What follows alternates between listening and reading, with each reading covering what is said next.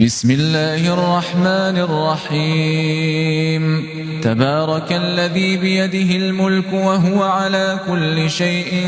قدير الذي خلق الموت والحياة ليبلوكم أيكم أحسن عملا وهو العزيز الغفور الذي خلق 7 سماوات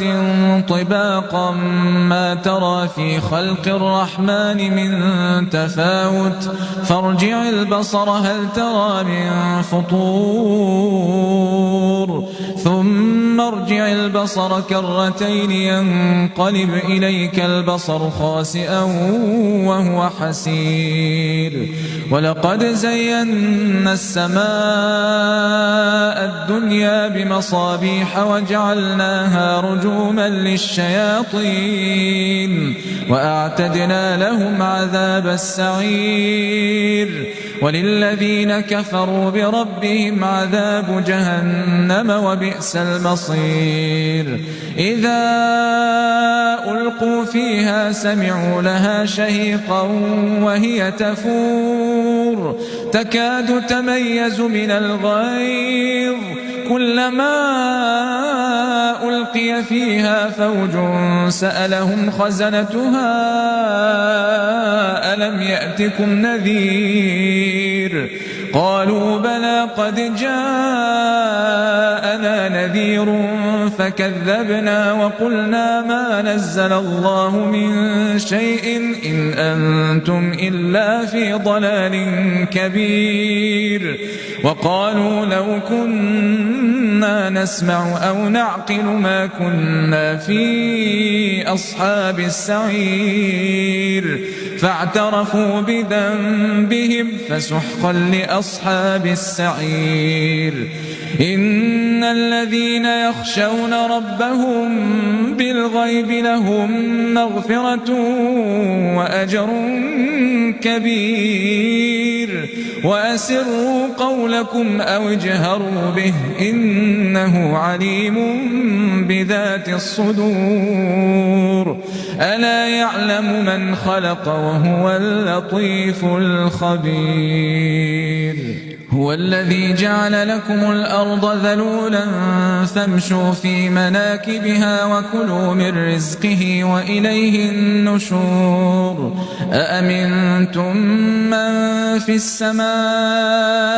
أن يخسف بكم الأرض فإذا هي تمور أم أمنتم من في السماء أن يرسل عليكم حاصبا فستعلمون كيف نذير ولقد كذب الذين من قبلهم فكيف كان نكير أولم يروا إلى الطير فوقهم صافات ويقبضن ما يمسكهن إلا الرحمن إنه بكل شيء بصير أمن هذا الذي هو جند لكم ينصركم من دون الرحمن إن الكافرون إلا في غرور أمن هذا الذي يرزقكم إن أمسك رزقه بل لجوا في عتو ونفور أفمن يمشي مكبا على وجهه أهدى أمن يمشي سويا على صراط مستقيم قل هو الذي أنشأكم وجعل لكم السمع والأبصار والأفئدة قليلا ما تشكرون قل هو الذي ذرأكم في الأرض وإليه تحشرون ويقولون متى هذا الوعد إن كنتم صادقين قل إنما العلم عند الله وإنما أنا نذير مبين فلما رأوه زلفة سيئت وجوه الذين كفروا وقيل هذا الذي كنتم به تدعون قل أرأيتم إن أهلكني الله ومن معي أو رحمنا فمن يجير الكافرين من عذاب أليم قل هو الرحمن آمنا به وعليه توكلنا فستعلمون من هو في ضلال مبين قل أرأيتم إن أصبح ماؤكم غورا فمن يأتيكم بماء